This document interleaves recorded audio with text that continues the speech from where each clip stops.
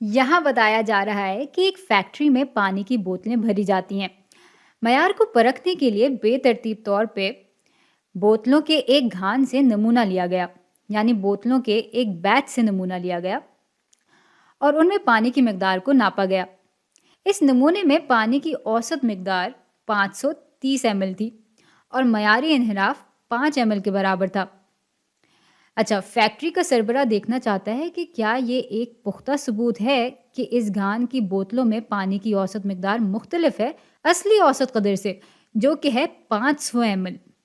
اچھا، اب ہم سے کہا جا رہا ہے کہ میو سے اس گھان کی ہر بوتل میں پانی کی اوسط مقدار کو دکھائیں اور اس صورتحال میں اہمیت کو پرکھنے کے لیے درست مفروضات بنائیں۔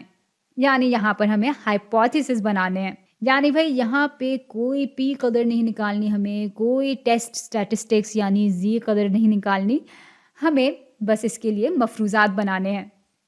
چلیں پھر دیکھ لیتے ہیں کہ یہاں پر ہو کیا رہا ہے۔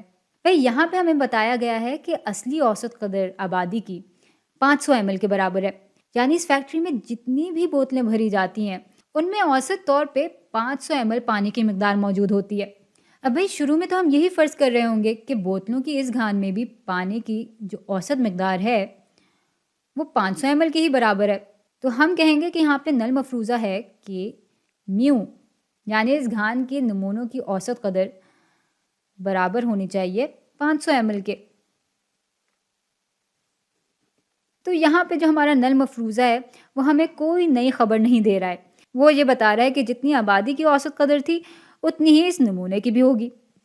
اب آتے ہیں اپنے متبادل مفروضے پہ، یعنی آلٹرنیٹ ہائپوتھیسس پہ۔